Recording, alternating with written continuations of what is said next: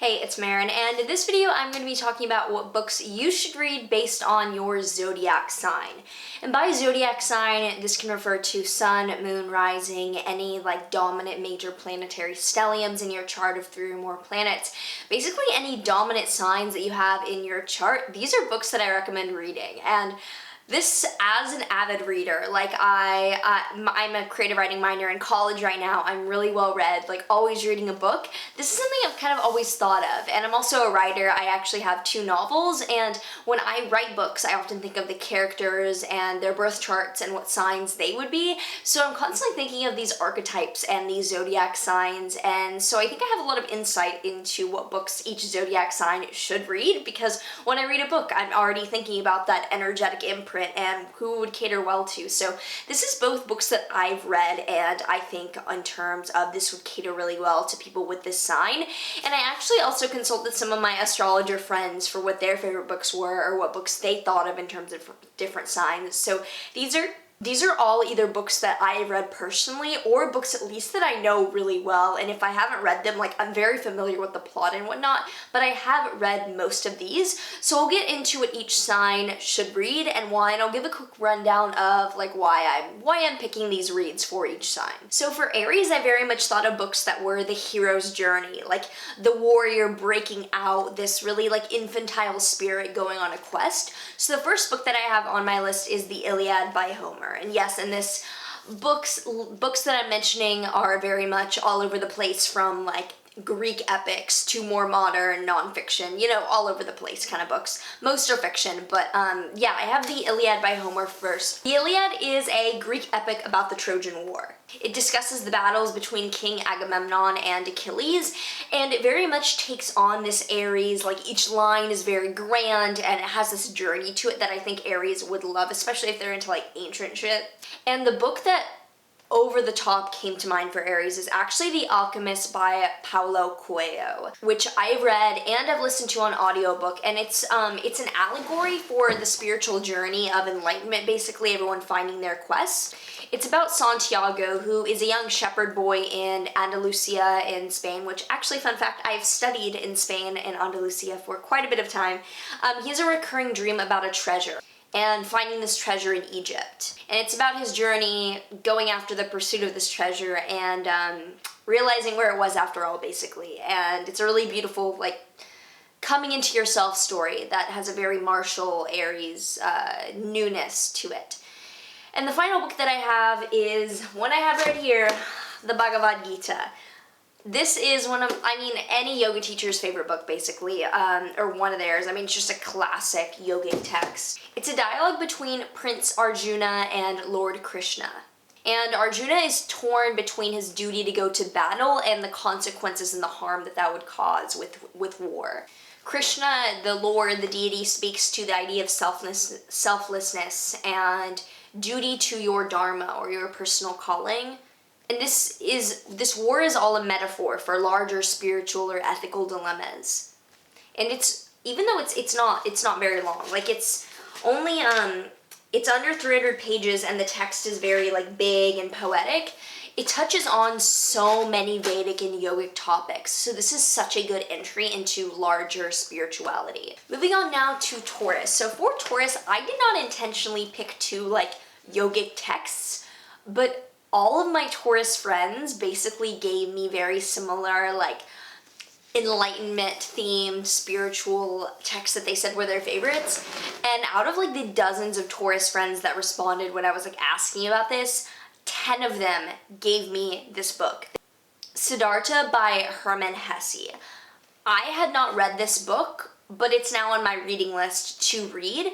It details the story of a protagonist, Siddhartha, navigating a spiritual journey and meeting the Buddha and searching for his purpose. And this is exactly like the Taurus spiritual book that I would recommend, like a really grounded yet poetic, earthy tale about spirituality. And the other book that I recommend, I have here, The Autobiography of a Yogi by Paramahamsa Yogananda, which I stole from a library at a retreat center. I'm a really irresponsible, bad yogi. But anyway, it's the autobiography of Paramahamsa Yogananda, and it's about him, how he grew up in India, how he found Kriya Yoga, and then how he brought it to the West. And it's full of really astounding spiritual insights and events that happen, like just casually talking about these really esoteric things that happen to him that will make you be like, whoa, whoa, whoa, wait, but it's very grounded, and it's very grounded in the way that it's spoken, and definitely reminds me of Taurus energy. So now let's move on to Gemini. So for Gemini, I definitely thought of ideas and bouncing around different perspectives. So the first book that I recommend is The Book of Joy by the Dalai Lama and Desmond Tutu and Douglas Abrams, because this is actually a dialogue. It's a conversation of storytelling and finding joy in the face of inevitable human suffering. And it talks about the 8 pillars of joy and the spiritual practices that support each of their spiritual paths. So it's very much like, it's a self-help guide, but because it's a discussion, it's just so up Gemini's sleeve. And the other book that I recommend for Gemini is The Da Vinci Code by Dan Brown. Honestly, like all the Dan Brown books.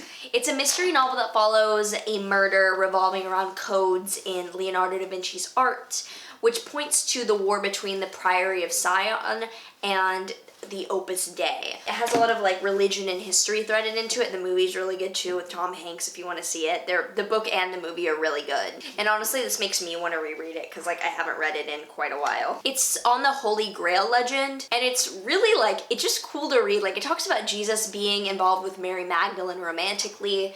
It's alternative religious history, and it's not necessarily like historically accurate, and it's a great book or movie, and I might get shit for this because it's kind of like people might look down upon it because it's like, it's questionable in some things, but I mean, it's not meant to be like a work of nonfiction. It's really worth reading. So for Cancer, I thought of like, what books really pull at the idea of safety and heartstrings and home and relating back to nostalgia. And the first book that came to mind was Love in the Time of Cholera, which is covered in what I think is blood, because my ears, all my piercings bleed a lot, and like, yeah, no, I think this is blood. Looks like dried blood on the side of here. Love in the Time of Cholera by Gabriel Garcia Marquez. All of his writing is just so beautiful with his magic realism and how he takes really mundane situations, or like tragically mundane situations, and turns them into these beautiful, like, literary works. It's a love story about the woman in the relationship, Fermina, who decides to go off and marry someone more wealthy and successful instead of her love. So her love, Florentino, becomes successful himself and has 622 affairs, but holds his heart for Fermina. Fermina's husband then dies, and Florentino comes to the funeral, tries to declare his love for her, and I won't spoil anything, but Cancer will love this book. The second book that I highly recommend for Cancer is The Help by Catherine Stockett. I do not have my copy, but I have read it, and the movie is also great too. It details Black help in the southern US and Mississippi in the 60s, and it's both heartbreaking and heartwarming, and it's incredibly emotional. And the movie is great, like I recommend watching it, but the book just contains a lot of extra things that they didn't put in, some more gruesome understandings, and it's overall like an easy read. So for Leo, I thought of what novels are extra and a really good example of thematic character engagement where you get to really understand like the ego of the protagonist. So the first book actually is The Bell Jar by Sylvia Plath, which might be kind of a surprise, but it's like really extra. It's like really dark, but you really get inside the narrator's mind. It's actually semi-autobiographical by Sylvia Plath about her battle with various mental health issues and being committed to several mental asylums. It's about a young girl in New York who is mentally ill, she's suicidal, and she's just completely invalidated by the mental health system. It's a really dramatic, really visceral story that leads you to have incredible compassion for the narrator, and it's somehow very relatable for a lot of young women, and I think Leo would understand like the drama in it. And the other books I recommend for Leos are all the Harry Potter books, which might completely be like, come on, but literally, like, Harry himself is a Leo, J.K. Rowling is a Leo, it's all so fucking Leo, it's so extra, and everything is so detailed and ornate in the writing and in Hogwarts. It's thrilling and emotionally involved, and I especially recommend The Goblet of Fire because I feel like that is the most Leo one, and I mean, watch the movie on it because Harry's hair is really good. So for Virgo, It is actually a coincidence that for Virgo, my own sun sign, it ended up being my 2 favorite books. Not because they're my favorite books, I'm a Virgo, but because literally in thinking about what sign I wanted to place my favorite books in, it literally made the most sense for these to go in the sign of Virgo because they're so articulate and they're so detail-oriented in their writing, but they're to the point. And they're just beautiful, eloquent pieces. So the first book I have is Lolita by Nabokov, and before anyone thinks that I'm promoting like pedophilia, which I'm not, because in this case it would be hebephilia. Get the psychological terms right. It's an extremely psychologically dense book that has a lot of underlying themes that have nothing to do with like sexual prowess of age. It's narrated by this unreliable narrator, Humbert, who's a middle-aged literature professor and falls in love with 12-year-old Lolita because he's going to stay in the US with Lolita's mom for some work. And Lolita's mom dies, and so he's left to take care of this 12-year-old girl. Her name is Dolores, actually, and he calls her Lo, or Lolita, and he does become sexually involved with her as he tragically becomes her parental guardian, like her mom gets hit by a car. It's actually sad. And it's much more complicated and deep than just like a sexual, disturbing love affair, because it's actually like almost an aside. Like if you read this, that's not the forefront of this. That's just what people think of and what people like to make a big deal about instead of actually looking at how beautiful like Nabokov's writing is. It's so powerful. And it's not at all overarchingly erotic. In fact, I would recommend this to just about anyone interested in just a deep love story or a deep psychological story more than that about power dynamics. And it's much more painstakingly metaphorical and involved than just the flat-out physical, which Virgo would understand.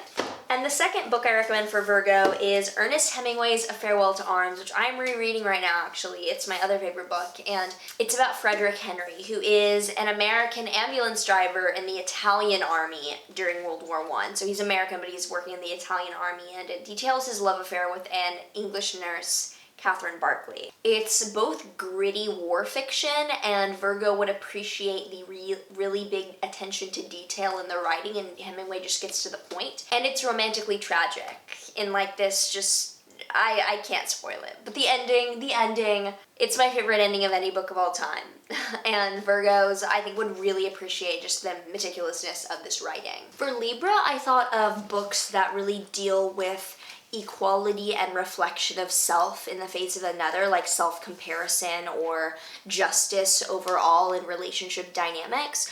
So the first book that I thought of that a friend actually also reaffirmed with Libra is The Picture of Dorian Gray by Oscar Wilde. Dorian Gray is this beautiful guy who's the subject for a portrait and becomes this like artist muse. And he meets an aristocrat who inspires him to adopt an even more hedonistic worldview. Dorian wants his portrait to age while he stays young and beautiful. So he pursues this very gluttonous, very sensory-driven life, and all the while he stays the same, but his painting ages. And I think Libras will really appreciate both the aesthetic appeal to his writing and the really like surface level, not that Libras are shallow, but the physical surface level attraction to this book.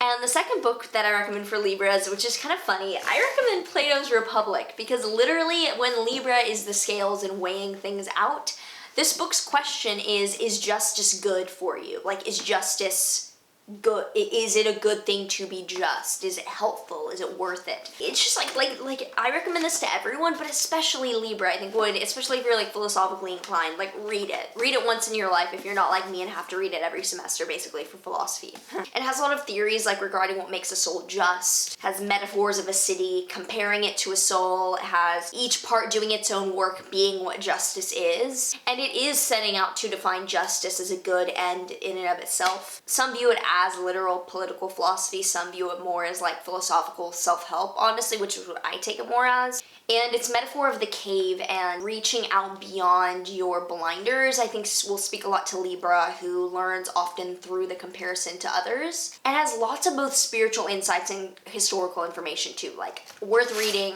whether you have any Libra placements or not, honestly. And the final book I have for Libra is one that I have somewhere, but I can't find it, and it's The Great Gatsby by F. Scott Fitzgerald, which should be of no surprise because it's a book about Jay Gatsby falling in love with Daisy Buchanan, a former love of his while he was in the army. And then he becomes this extravagantly wealthy millionaire, bazillionaire, throwing those glamorous parties, all in hopes of getting Daisy to one of his huge parties. It explores this obsession with innocence that we still have in society today, and it cautions against this American dream ideal of pursuing decadence at all costs. It has so many glamorous, vivid, scenes, and the Baz Luhrmann movie does a good job of depicting that, but it's just so over the top and glamorous, yet so socially wound up that I know Libra will be all over it. So for Scorpio, the first book that I think of is To Kill a Mockingbird by Harper Lee. It's based on the cultural climate of the South, and it has both really funny lines in it, but also a really tragic plot line. It deals with really serious issues like racism and skepticism, and it doesn't hold back on being brutally honest. And I think Scorpio will go perfectly with this book because it's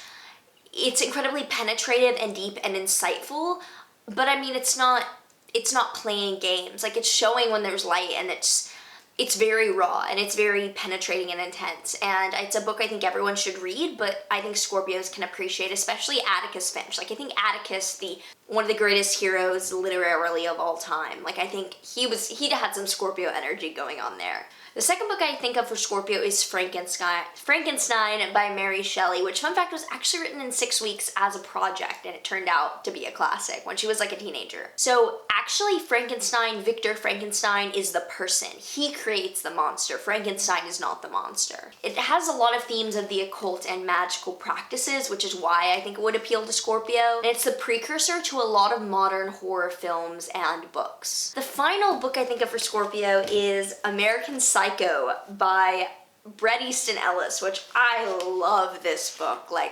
I could not put this thing down, and yes, it is just as good as the movie, even without Christian Bale, if not better.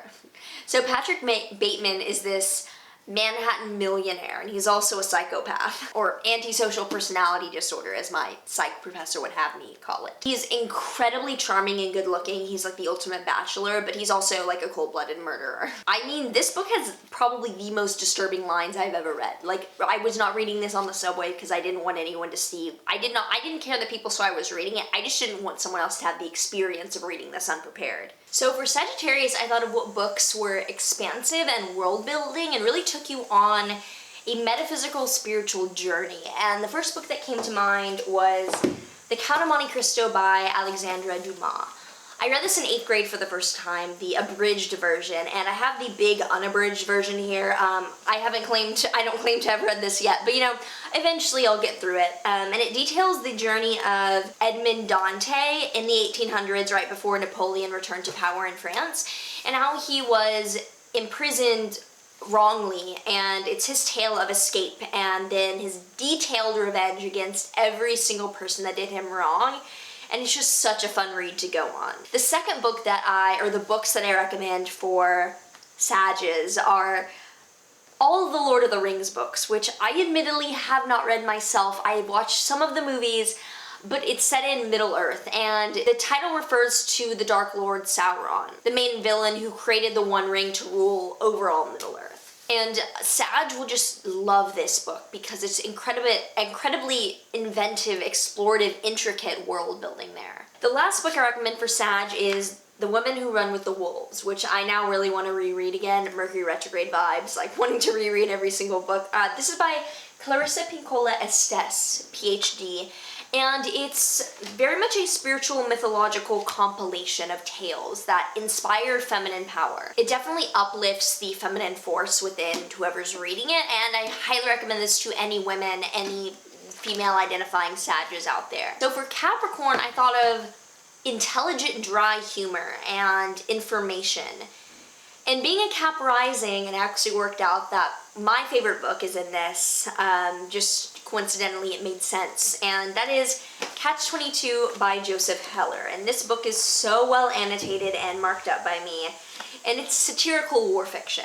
The narrative jumps all over the place, from flashback to flash forward to commentary, and it's about Yossarian, who is an American bombardier in World War II. It has to do a lot with this absurd notion of completing a certain amount of missions to go home, but the missions keep increasing once people hit the limit. So there's no way to ever return home, and Catch-22 actually refers to the fact that In order to go home, you have to be crazy. So if you're sane, you have to fly more missions. If you actually fly the missions, you're crazy.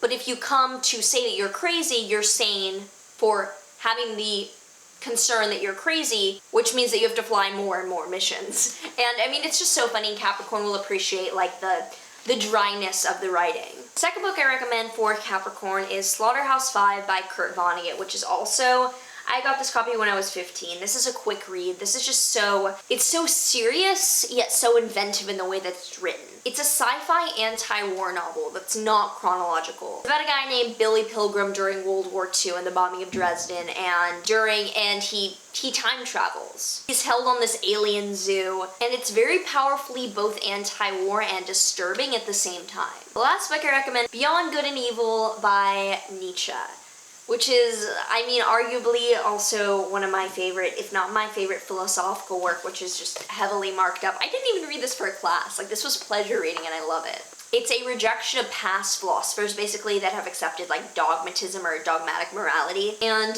it's about literally leaving behind traditional binary notions of good and evil and adopting this perspectivism of all knowledge that even if you're not necessarily, like, intellectual or call yourself that, this is a cool read for Cap energy. So on to Aquarius, which for Aquarius I thought of books that were mind-opening and were both very informative but still awakening and like conscious enhancing.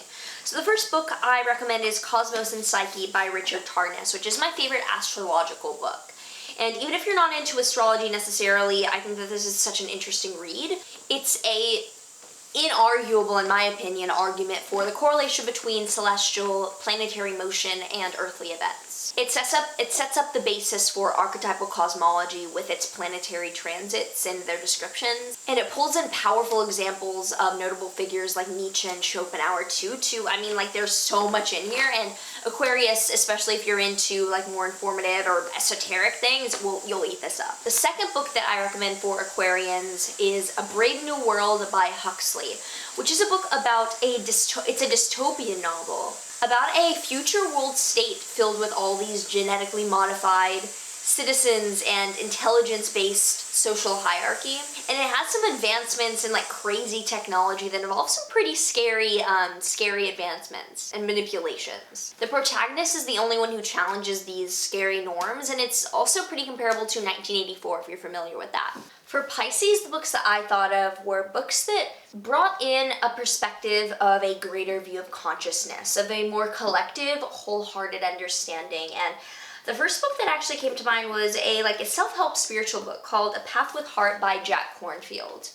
I actually had to read this for my yoga teacher training for my 200-hour a couple years ago, and it's been one of my staples ever since. It's a book about how to integrate spiritual insights into the modern world, and it leads you through the inner transformation of Jack Kornfield as he offers guidance for everyone else on a spiritual path, whether they recognize it as such or not. It has practical techniques, like it's filled with little bits of meditations and things like that, and it's also just a great story to read. And the second book I thought of for Pisces, which is actually my favorite movie, is Trainspotting by Irvine Welsh.